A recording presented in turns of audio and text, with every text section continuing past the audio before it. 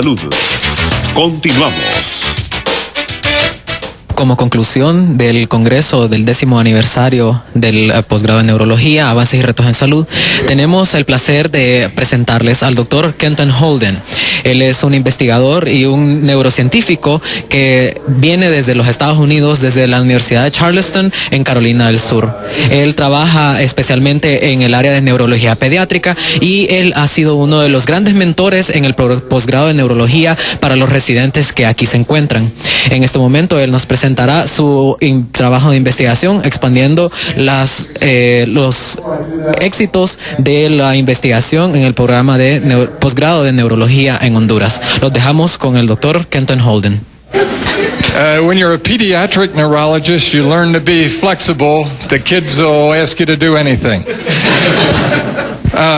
So I was thanking, and I especially with the grant, I have to, that's sort of a disclosure, a full disclosure, as they say in the United States.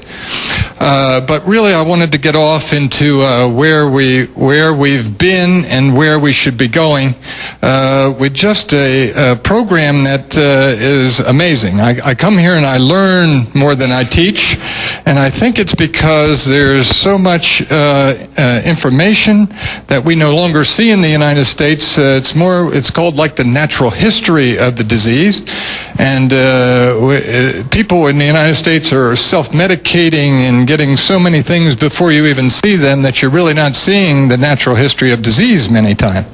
So I think it's an incredible opportunity, and as I've told students and residents over the years who used to always ask me what's the best way to get to the United States to do a residency or live there or whatever, and I say stay right here and do some natural history studies and you'll be invited to the United States. You don't have to like go across the border illegal or anything.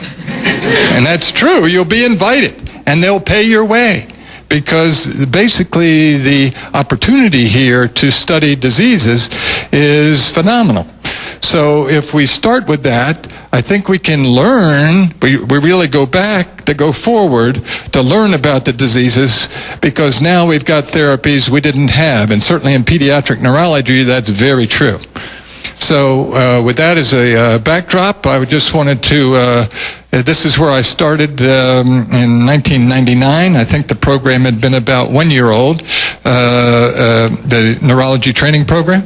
And I had the great fortune of working with many members, some of whom are in the audience and some of whom are still on an airplane coming in for this afternoon. But for instance, Heike back there, we reminisced about old times today.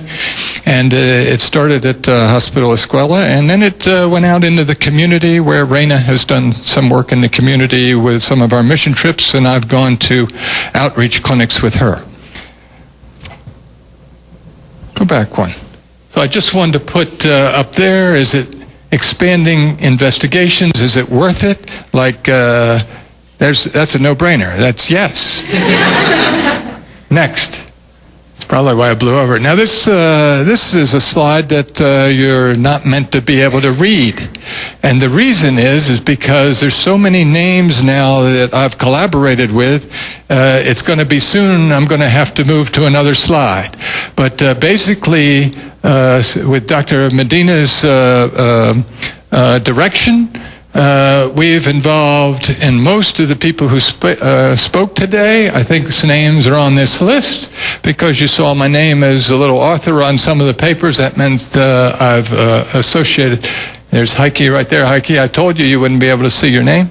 But you can see that this is just the neurosciences context in the last 9 years. The pediatric contacts, and then these are U.S. collaborators that have worked with me primarily to do studies with some of the patients, genetic studies primarily. And then we've collaborated with geneticists in Italy, England, and Norway for some of the patients that have been presented here, and then we've since gone on to study them. But I learned just before I came to work with Dr. Medina and the residents and students that I do a lot of trips out into the country. You may not know where Escamilla is, but you go down to Prospera and you take a left. And you, in a four-wheel drive, you go for about an hour and 15 minutes. That's where Escamilla is. It's very hot. Prospera is a fantastic name for a town because I lose about 10 pounds of sweat as I go through Prospera. Next slide. Now, this is my presentation of the Solima study. I thought I'd put a pig up there because basically it boils down to all the talk about the epilepsy epidemiology and where they made the most significant difference. It was basically trying to take the folks and put them on the outside of the pen and put the pigs in the pen. So pigs were running around, and of course, this is where you get this neurocysticercosis passed on, is from the pig poop. So you have to keep the pig poop in a certain area so the kids don't play in it, and the people who cook don't play in the pig poop. And basically, the pigs need to go in the pig pen, and the people need to come out of the pen and be out in the countryside. Okay.